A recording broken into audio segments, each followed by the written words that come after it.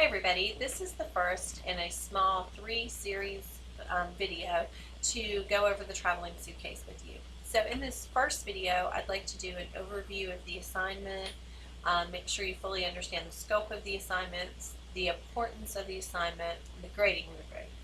Then you'll notice as we go through this today that there are 6 steps. So the second video that will come out will be steps 1, 2, and 3.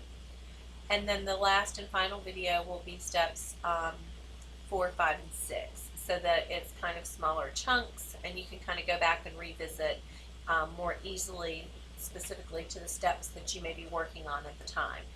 So let's begin by just getting an overview of the assignment. So the traveling suitcase, hopefully you've been reading chapter 8 in your textbook, and you'll notice that they mention traveling backpacks and things like that as one of the 10 forms of communication that we may have with families. So the traveling suitcase is part of course, one of those 10 needs.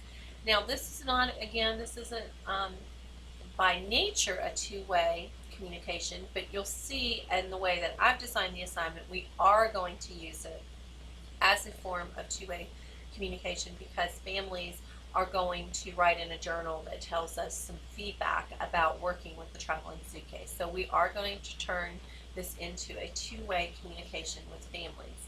So the traveling suitcase is meant to be an artifact that is taken home from the classroom with each child and then shared with the family and then returned to the classroom. Now, there's a lot of different ways that you could do it, and a lot of differences will also depend on the age of children that you wish to work with. If you are already working, you can actually use this assignment with the class of children that you are already working with. If you're not already working, please select your dream job and just pretend that this goes with that particular class, age, or grade level. So what you're literally going to do in this assignment is develop a traveling suitcase. Now I realize the name does say suitcase, but your carrier or your item does not actually have to be a suitcase. It could be a backpack, it could be a tote bag. I've seen it in a pizza box before. It could literally be anything that is appropriate to your age, and it's also something that is developmentally appropriate for that age and grade. In other words, the child could carry it independently on their own. So if you're working with 2-year-olds, I should see something light and easy to carry. If you are working with school-age kids, it's going to be a lot more wide open, but they may have to go on the bus, and so we wouldn't want something that would be hard to transport that way. So keep that in mind as you're selecting your container. And I'm going to show you an example in a minute once I give you a little bit more information. So you're going to develop some activities that you think would work well for families to engage in at home with the student. Now again, depending on the age of the student may actually lead the activities, telling them and educating their family about what they're learning at school.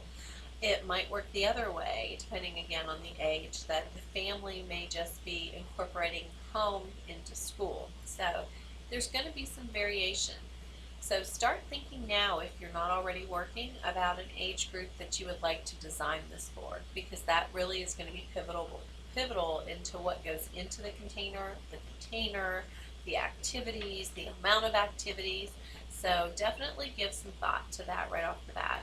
If in your newsletter assignment you needed to make a class up there and your creativity is running thin because you were already very creative there, then use the newsletter as your springboard. Whatever age you could create it for that assignment and some of the classroom news and upcoming areas of study that you created for that, let that just carry right on over into this assignment if you want to. You do not have to, though. You can be creative all over again if you want. You can, lots of open-ended possibilities here for you.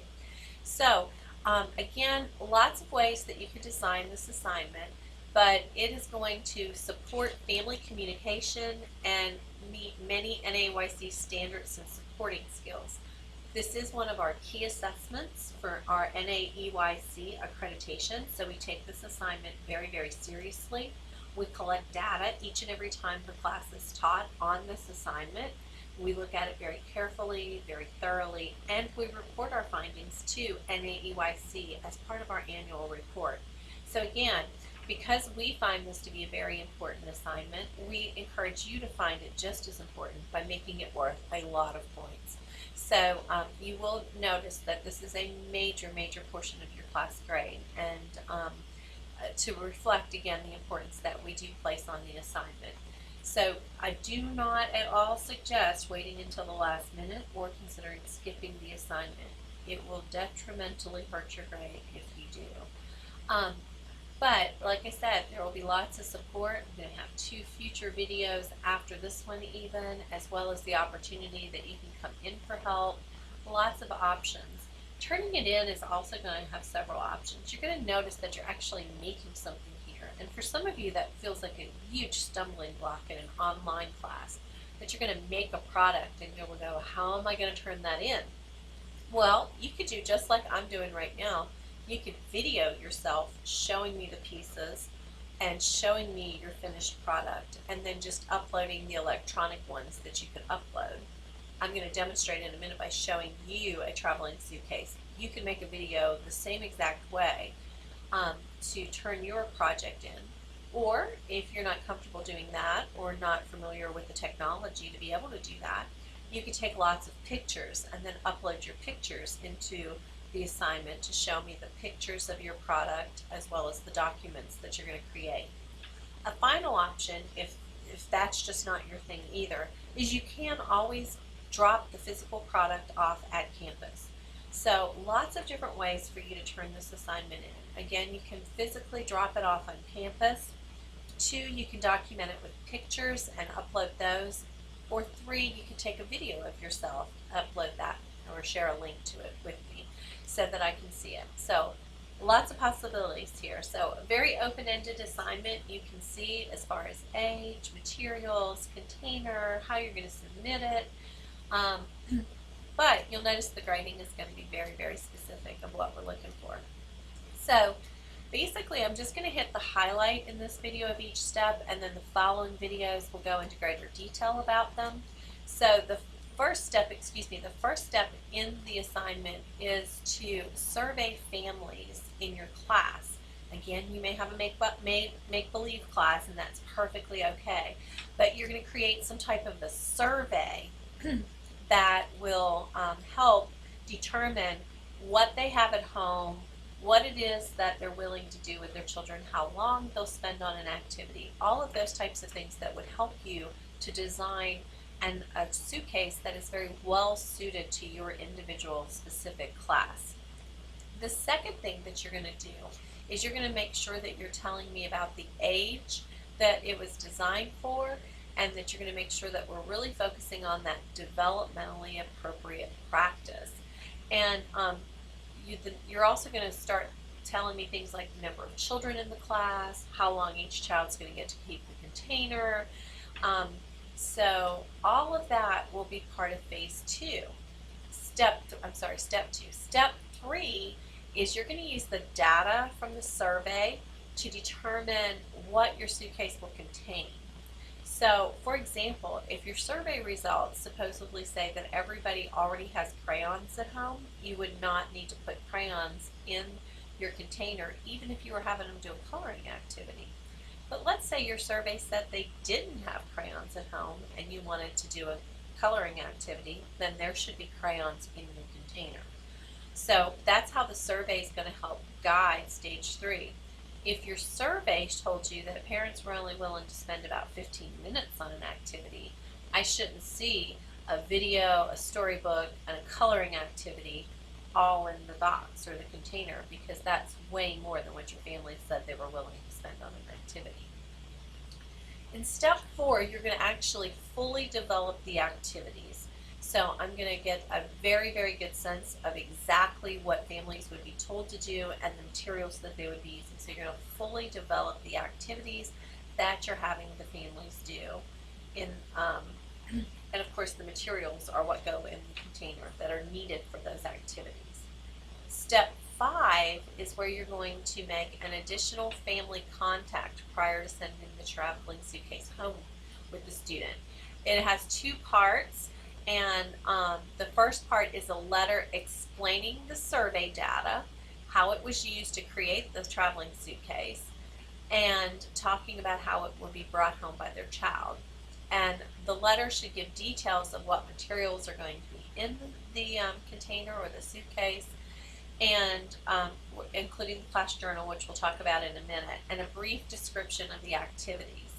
Also, the amount of time that the container can stay at each house is mentioned in this as well, so they'll know, do they have 2 nights, a week, how long do they have? And also, you're going to have in here in addition to the letter for families, there'll be a list of community resources that would extend, promote, or introduce the activities. And this is really important that we're sending this out in front of the suitcase, because maybe there's a child who's really excited about getting this, but they're patiently waiting their turn while other families get to keep it 3 days at a time. This gives the family an opportunity to do some of these activities from step 5 in anticipation for the container to come to their house. So this is a great way to help the students patiently wait for their turn. Finally, step 6 is our continued involvement of families. We would have a journal, and you're going to include the journal in the container itself, and you'll also make sure you're disclosing how you're going to use the journal, what they're to include in the journal, and I even suggest that you do a sample journal entry for them to get a good sense of what it is that you're hoping for them to do. So all of that kind of sums up the description there of the assignment. Just as with the newsletter, there is a traveling suitcase rubric for this assignment as well. And I've already talked in the previous video about how you use a rubric to see how you can earn maximum points. Well, you'll notice here for each of the NAEYC standards that we're trying to meet, the standards listed here, and then how we're grading that. And just because the standard would be a little confusing by itself, after each standard in parentheses, it tells you which part of the assignment speaks to that standard. So standard 2A is knowing about and understanding diverse family and community characteristics. And what I'm looking for here is step 1, the survey. You'll notice it goes on down, and here's step 2, here's step 3. So the order is all there, but it's listed by standard because that's what we're measuring in this assignment, is that we're measuring the NAEYC standards, that we're meeting them across our curriculum here at the college.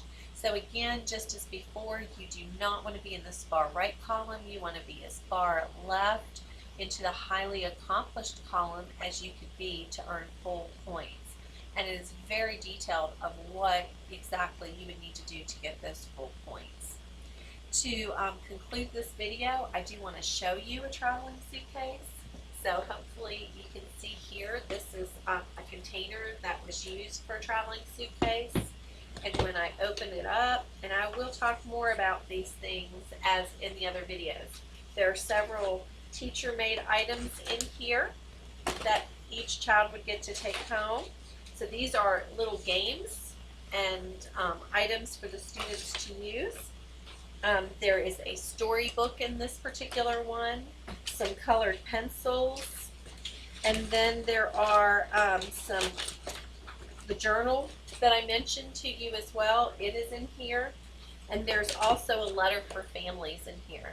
Now, as I go into the other videos, I will talk about each one of those items in much more detail, and I do have some other samples that I'll share as well, but I just wanted you to get a sense of the kinds of things that are in there. It's okay for them to be teacher-made. It's okay for them to be store-bought.